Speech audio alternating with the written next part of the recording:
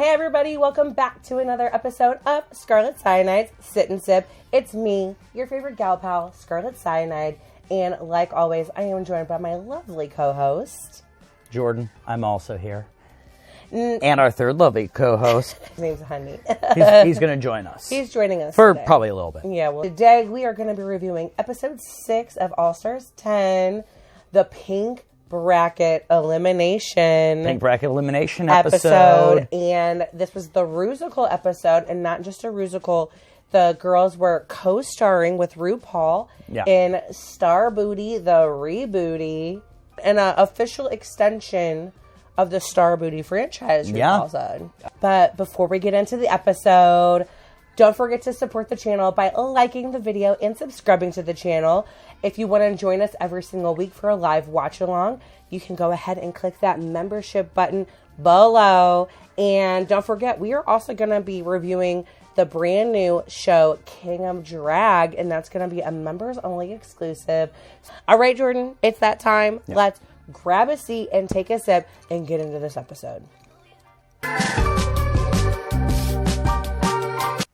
So one of my favorite things about the Tournament of All Stars, Jordan, are these MVQ trades. And I love that we get to start out pretty much every episode with an MVQ trade.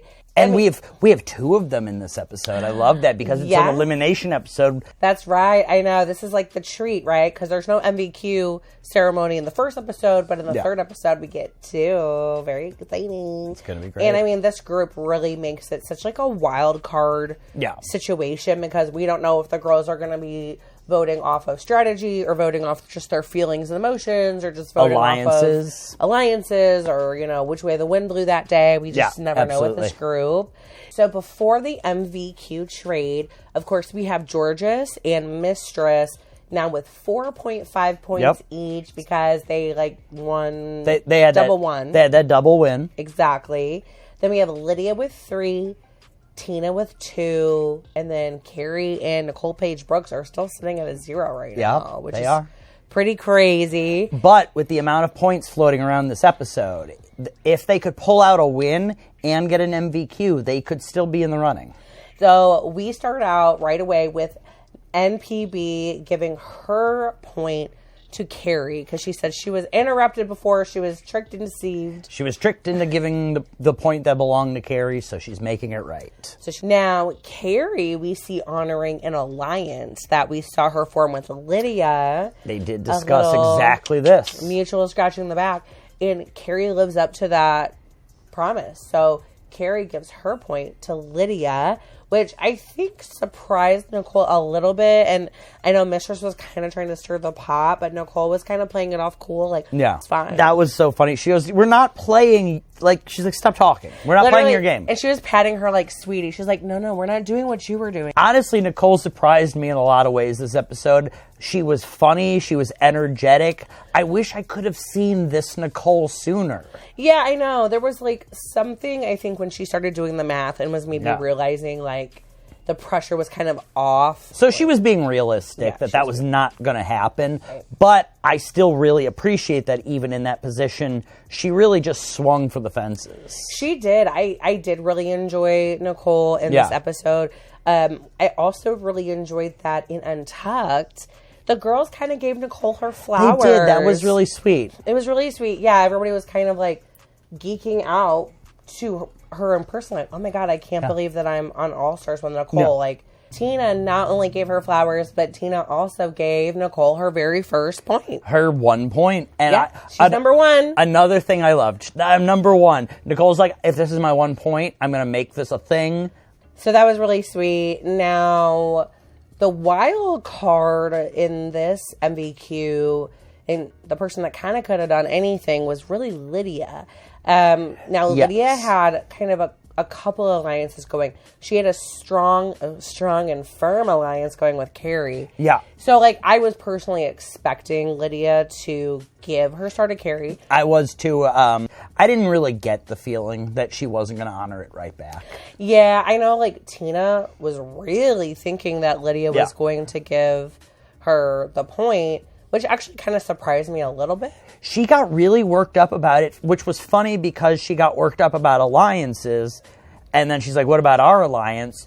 Y'all never cemented an alliance. That was like their whole thing. Was right. Well, this is like the non-alliance alliance. Tina's been like, I'm going to play it fair, and I'm not going to play it like that. Yeah. And blah, blah, blah. I feel like there's kind of some controversial behavior that happened in this episode, kind of done in the name of the game. So specifically, when some drama was starting to be stirred by Mistress between Kerri and Tina, and Mistress decided in the spirit of competition that she was actually going to start telling a little white lie. Was telling Kerri that Tina was planning to basically pull a Mistress and a Jorgeous and, was going to do some trickery with the points. And, that really got under Tina's skin, too. I love the idea of somebody saying, she's going to pull a me on you. Yeah. It's all so much fun, and it's such good TV. Yes. And I was with her. I was with Mistress up until she actually lied. Yeah, I know. I was actually disappointed in Mistress when I was too, a little bit. The mind games went that far. I always appreciate Mistress's cleverness, and I just don't think telling a straight up lie is clever. Mm-hmm. So how the points have shaken out after this MVQ trade, which was like surprising yet not surprising. Yeah. It really actually, though, evened the playing field because, of course, we have Jorgeous and MIB still at 4.5, but now Lydia's got 4. Lydia's working her way right up. And now Kerri is tied with Tina with 2. That's great. And then, of course, we still have, now Nicole's on the board at least, and she's got 1. Yeah, she's got her 1. RuPaul comes into the workroom and tells the girls that they're going to be co-starring with her and, of course, the STARRBOOTY The Rebooty, the Rusical, which is really fun. Yeah. And the plot is that there's 3 of the girls are the good girls, which are the Booty Squad. Booty Squad, they are the Booty Squad. And then, of course, the other group then gets to be the villains, and their name was so funny. It was Puss, Powerful, Underground, Sister Syndicate. Now, I mean, the typecasting was like very written on the wall. Yeah. And honestly, regardless of how people feel about Mistress either giving out these roles or if the girls just fell in a suit. Even if I agree that the roles were clearly written for each of them in some sort of way, I will still call this a Mistress Scotch, what she wanted. Oh my gosh. Well, because, Mistress right away was like, I'm filling this role. And then Jorgeous right after that. Yeah. And then Lydia, those 3 made sure that they were together. It was kind of giving some like Heathers and Boogers from season 3. And then Mistress claims the girls that are the fools. Yeah. Which is Kerri, Nicole Page Brooks, and Tina Burner.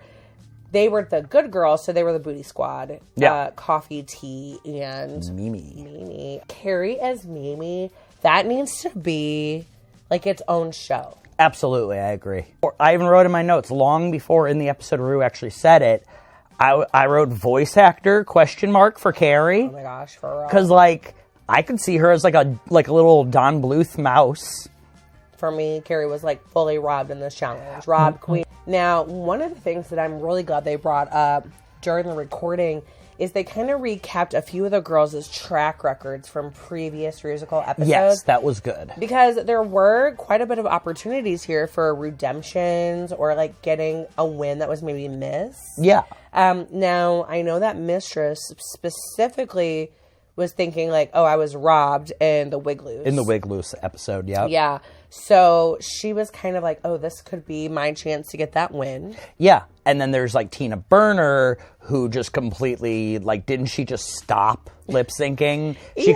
I think she was definitely in the bottom. I don't know if she went home on that challenge, but she also had a potential redemption by not giving up. Exactly, yes. And she didn't give up, so good for her. And then, La Miss Jorgeous, she kind of had a champion belt or whatever to defend because she literally just won the Rusical on All Stars 9 being Megan or M3gan, which is still honestly one of my favorite performances ever. Yeah, like the it's gay pretty screeching cool. that I did when she was Megan, because that was just so perfect. All right, let's get right into that maxi challenge. So it is Rusical time. It's fun. It starts off with Ru actually doing a little number because she's STARRBOOTY. She's the star. Yeah. And so she kicks it off with a little Rusical number with a fringe moment and of course a ton of dancers. It ends up getting kidnapped after that. How did you like that performance by Ru? I did really enjoy it, actually. I felt like it set the stage really well for this Rusical. Yeah, it was really fun, and I thought Ru looked amazing. And honestly, like, there was a few years, like, a few seasons ago where, like, I don't know what they were doing with the choreography with Ru, but it was just not giving. I just have to say, like, I've been so impressed with the numbers that Ru's been doing over the past few seasons. Yeah. And I really liked this song. And I thought the dancers were, like, giving it. Like, the first group after that was the... I'm like, why am I thinking that their name was, like, the Booty Dolls? The Booty Dolls. Now to the stage, the Booty Dolls. But what is it? The Booty Crew? The Booty Squad. The Booty Squad. Yeah. Like, what? All right, so the Booty Dolls group was... Kerri, who is, oh my God, amazing. Incredible. Tina and Nicole Paige Brooks. So what did you think of the Booty Dolls? Actually, not bad. I kept getting distracted, as I mentioned on the live, that why wasn't Nicole Paige Brooks wearing gold? Both of them were wearing gold. I know. And, yeah, I mean, I think Nicole was definitely endearing. Yeah. At least in this challenge. It was very obvious that she was like 5 steps behind. Now, what did you think about Tina? Was Tina giving you booty doll? Yeah. She was fine. Yeah. She was fine. I have to agree with Michelle. Unlike Nicole, Tina did everything right. The outfit was good. Yeah. The hair was big. She was on time. Her verse was good. She sounded fine. She didn't do anything inherently wrong, but I mean, honestly, the girl that stole the whole freaking show was Kerri, because Kerri, to me, was just the utmost standout performance. It was incredible. Like, I saw Kerri Colby, but then, like, I didn't see Kerri Colby at all because she did such an amazing job of giving you a fully realized character, voice acted. She was, like, actually acting with her face. Yeah. She was so funny. I cannot believe that she didn't make it in the top 2. Now, let's talk about the evil villains, Puss, the powerful underground sister syndicate. And that is, of course, Mistress Isabell Brooks, who played the leader. Yeah. Miss Jorgeous, and then Lydia Butthole Brooks. Kollins? I don't know. Maybe Kollins still? But let's say Lydia Butthole Brooks. Yeah. So Mistress was the leader of the Puss squad. Yeah. So how did you feel about Mistress in this challenge?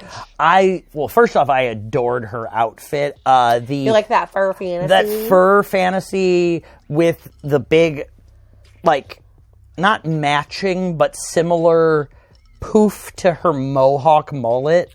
I loved it. You know, for me, I actually did not really enjoy Mistress's performance look too much. Oh. I know, like, the judges complimented it. I'm kidding. But I really think, I don't know, I guess it accomplished the evil villain thing, but I think I'm just maybe over, like, the fur outfits. I feel the addition of, like, the fact that it was, I don't know if she actually wasn't extending her arms all the way, or if just the costume was making it look like she wasn't, but I don't know. I just don't feel... And Ru mentioned that, too. Yeah, it just wasn't my favorite. I also felt like she could have gave a lot more. I felt like she could have gave a more dynamic voice performance, and I think she already does a really good job, like, just overacting and stuff, but I don't know. I just think it could have been even more. Okay. Now, what did you think about her drag daughter, Miss Lydia Butthole Brooks? Lydia was great. I was intrigued by her little verse in there with all the clackety clack and gackety gack and whackety whack that she was doing. I was more intrigued by it than it actually worked. I guess I gotta be real. I was surprised Lydia was in the top. Yeah. I thought Lydia looked good in the challenge. I thought this group did a good job of having the thorough line of, like, everybody was black and red. They definitely looked like a team. Yes. Yeah, they definitely matched, unlike the booty dolls. Right.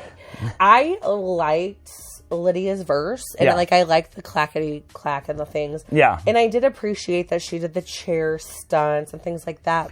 Yeah. But I don't know, like, when I was watching it, I'm like, Lydia did everything correct. It was good. Yeah. And then, of course, the standout for me of this entire freaking Rusical was Jorgeous. Yes, our beautiful winner. Yes, and congratulations, because Jorgeous and Lydia were in the top. Yeah, 7.5 and 7. Yeah, and, you know, they did lip sync to, oh my God, come on, second Beyonce song of the year. Because, come through budget. Yeah, because, of course, season 17 had a Beyonce song. Very current, too. They got Texas Hold'em. Yeah. They got some cowboy cards. Which I am bummed that with that outfit, we did not have Kerri lip syncing. Oh my God, I know. With her very Cowboy Carter outfit. And talk about a booty doll. Oh my God, I know. Jumping to the lip sync really quick. Yeah. I thought very much Jorgeous won that lip sync. Oh, completely. Yeah, I think she did a good job with, like, it was a fun song, but it's a mid-tempo song. It is a mid-tempo song, and Lydia was trying, and Lydia was having fun. Yeah. She did her little wig reveal while she did her little, like, fake out that it stuck. That was fun. Yeah. But Jorgeous had a plan. Yeah. Jorgeous had done this song before It's Clear. Right. She really deserved, she was definitely the clear top in this challenge. Between her verse, her facial expressions, the tricks that she did. Well, it was very much just, once again, RuPaul's, she already told us, she was born into drag. Yeah, absolutely. They're recognizing just the amount of work that she truly has put in. So much growth. Yeah. So much freaking growth. It's incredible. It is incredible, and I really think that Jorgeous is a very strong contender to win this entire tournament. Now, we can't forget to talk about the runway, which was super fun. It was. Speaking of Cowboy Carter and all of that, the runway theme was Wild Wild West. Some girls really did mop up that runway, and some girls made me want to, I don't know, drive away. First up on the runway was Nicole Paige Brooks. And Nicole Paige Brooks was giving you a questionable horse / rider jockey moment. Listen, this was my least favorite look of this entire season so far. Both brackets together. I did not enjoy this look. I thought it was like a total miss. How did you feel about this? I was not into it. It felt odd. It felt poorly conceived. She knows she needs to get bigger wigs, so why would you put a thing that's literally clamping the wig to your head? God. Why would you even do that? And then there was also just so little actually happening. Yeah, it's a crazy thing. It was very simple. I was shocked that Carson said that he liked this. I really do feel like he was just trying to be nice. I think so, yeah. And then I feel like how the tail was hanging was very, like, an unfortunate placement. It was. It looked like it was, like, coming out of it did, and then at one point you can see that it's not, but you also kind of don't want to. Now, next up on the runway was Wild Wild West Wonder Woman herself, Tina Burner. This was a cool concept. I really liked it. Yeah. So, tell us about what you liked about this. I loved the whole concept. She sold it before she even had to say a word of Wild Wild West Wonder Woman. Yeah. And she had Linda Carter hair all poofed up. I still would have rather that hat stuck around. I know, it would have been cool for her to have, like a cool hat or something. Because she had that hat, but she got rid of it immediately. Yeah, because, I mean, overall, though, this but this, like, outfit was really beautiful. It was incredible. Really well made. Just speaking of, like, an interpretation that we might not have thought, Colby came out in a very, like, speaking of Beyonce, in a very, like, Beyonce music video. She was giving you dripping wet, sheer cowboy cloud. Yeah. It was so beautiful. As much as I love it, I don't know if I totally understood it. Okay, so obviously the hat eventually, when you turn around, you can see that the hat is a cowboy hat. I don't know if I understood what she was saying about... She was saying she was interpreting being soaking wet. Yeah. And I don't know if I understood just what that means towards the Wild Wild West thing. Right, maybe she got caught in the rain. Maybe. And I'm not saying that it doesn't. Yeah. I'm just saying that I didn't understand. Yeah. It was really pretty and beautiful. And of course, it's like stunning. It's gorgeous. To see her wear it. Yeah. On Untucked, she's like, this is Met Gala. Yeah. Like, yeah, it is. It is, yeah. But... yeah, you know, if you can't immediately kind of tell what's going on, that's something to consider as well. Even if I didn't totally understand it, it was gorgeous and I loved it. Gorgeous. Yeah. Now, with Kerri giving you water, Mistress Isabell Brooks was giving you Tina Burner, baby. Oh my goodness, this look. She was giving you Tina Burner, Fire Cowboy. You know, okay, I'm going to go first on this look because... yeah, do it. I'm going to split it up into positives first. Okay, I love this. So, I did love the hat. Love the hat. I love the hair. Love the hair. And I loved it from, like, waist up. I thought she just looked very beautiful. From waist up, you loved it. And I didn't mind the flames, tastefully done here. Yeah. I will say, though, for me, the whole bottom half of the outfit was a bit of a letdown miss. Yeah. I did not enjoy the nude illusion. It didn't really work. I really honestly wish instead of going for like a pants that's a chaps illusion. Yeah. Girl, just give me like black pants with the flames. It still looks like cowboy. Yeah. Like, I don't know, that nude illusion. Yeah. Really killed it for me on the legs. And I know exactly what you mean. And it's just, it felt like, unfortunately, it was fighting against her, and it just made it look wonky from, again, waist down. Waist up, it looked amazing. Yeah. I still theorize that in Mistress's head, she like walked out and was like, this is going to be so funny when I do this. And then like got a few steps and was like, I also kind of wish I would have done a better look. Yeah, I know. It was just wasn't one of my favorite looks. Next up on the runway is Lydia Butthole Brooks. And speaking of just Met Gala, Lydia's look, oh my God. I just have to say it now. Lydia's look that she made herself. Yeah. This lace up, almost giving you like, I don't know, cowboy lace up jean.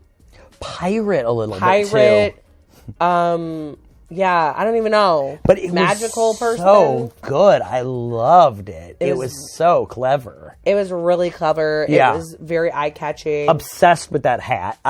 Without that hat, I don't know if this outfit would have really grabbed me the way it did. I would have still been like, this is great, but the hat. Yeah, I think she just made such smart, interesting choices. And I was just so impressed with this look. This is actually one of my favorite looks that she's just worn in general this season. It's incredible. Yeah. And again, because I got to always say it, she made this one too. I know, right? She made all of them. Yeah. It's incredible. It's incredible, yeah. And yeah, like I said, this is my favorite of the runway. Yeah.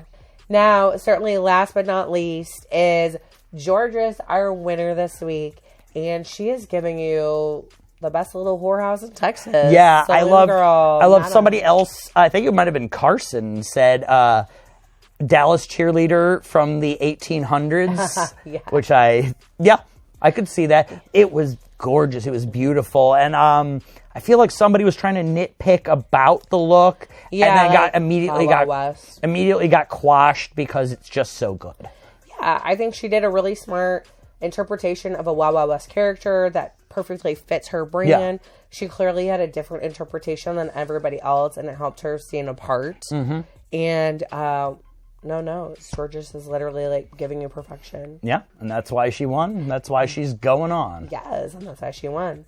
Now, before we can like actually know right who's going through though, the queens have to give out these MVQ points. Second of the evening, but this time on the stage in front of RuPaul. Yup. And there's a little bit of drama. Some feelings come up during this because we already had Nicole as they were going to the back of the stage for the lip sync. We already had Nicole, and they even made sure to write it out on screen for us. they're gonna give it all to Kerri. Yes, they're gonna sabotage Mistress. Give it all to Kerri. Yes, I was kind of like when they were conspiring in the back. I was like, "Ooh, let's do it." Yeah. Also, too, like because I'm a big MIB fan. Yeah. But she was kind of getting on my little nerves this episode, so I'm like, let's give her a taste of her medicine. Yeah, absolutely. All right, so this final MVQ trade. This is what was really going to, like, decide of what's happening. And really, it all came down to math. Yeah. It was close because the girls got Kerri most of the way there. Yeah. So, how it all shook out was Nicole Paige Brooks. She started it off, and she gave her point to Kerri. Yep. Tina also followed suit.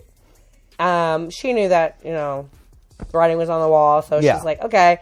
So she follows suit, and she also gives her point to Kerri. Yep. So now Kerri's up to 4 points. Yep.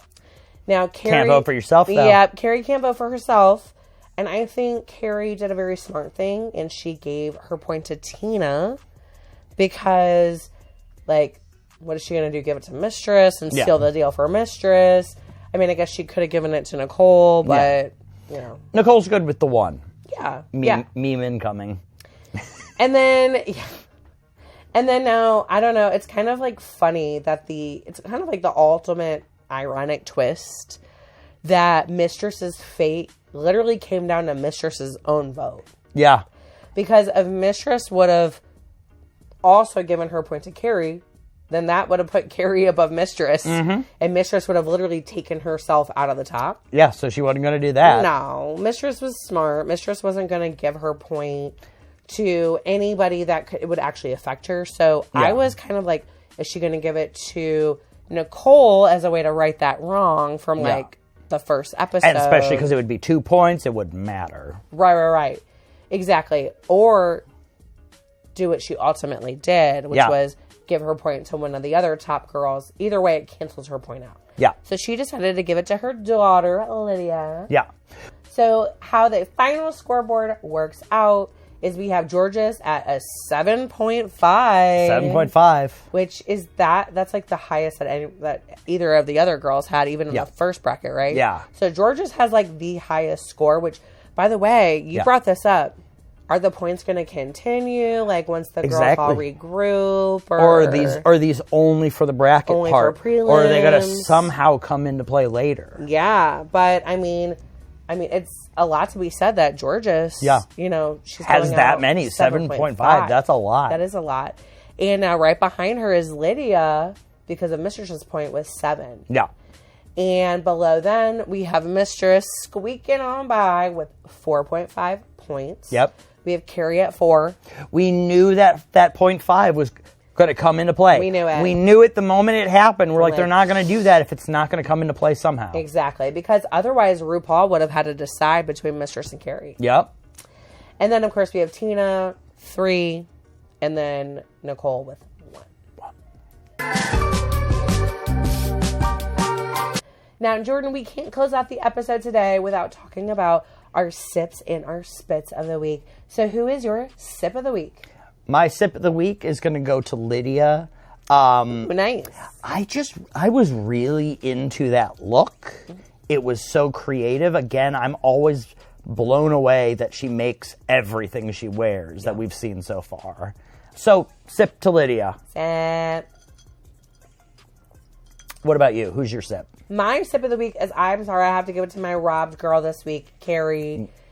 Kerri deserves her flowers. I think Kerri was deserving of the extra point. Yeah. As much as I love Mistress, I just the episode was what I saw with my eyes today. Yeah.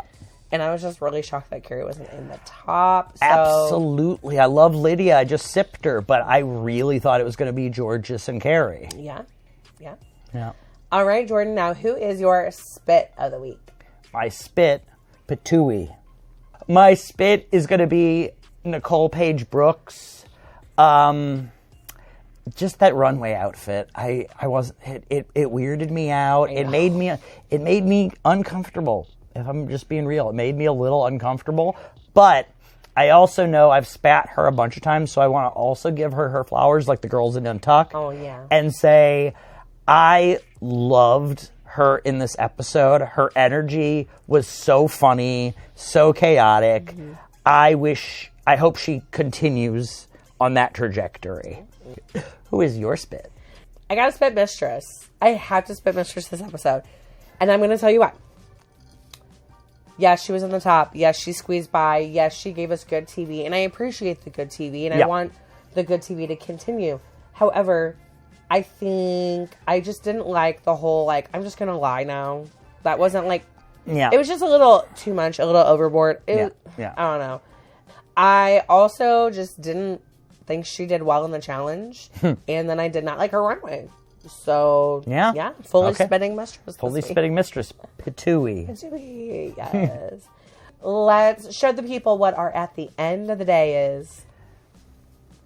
I literally have the mind of a mastermind, and it's, like, really concerning. All right, Jordan. This was so much fun. It was. Oh, my God. And we have purple bracket starting next time. The purple bracket starting. I cannot wait to see these girls. This bracket, I feel like, is going to be a very different vibe. I think, of course, there's going to be some shadiness, but we also have, like, Cynthia Lee Fontaine and Alyssa Hunter and Denali, which I feel like they're very kind of, like, the more wholesome girls. And we got Ginger Minj. Oh, yeah. And, I mean, we got Ginger Minj. And then the Bettys. We got the Bettys. And I love that we're kicking it right off with something that can really... the girls can really excel at or really struggle with, and that is a design challenge. So, I mean, I know Ginger Minj is there, and she is a strong contender, but I don't know, a design challenge isn't really, like...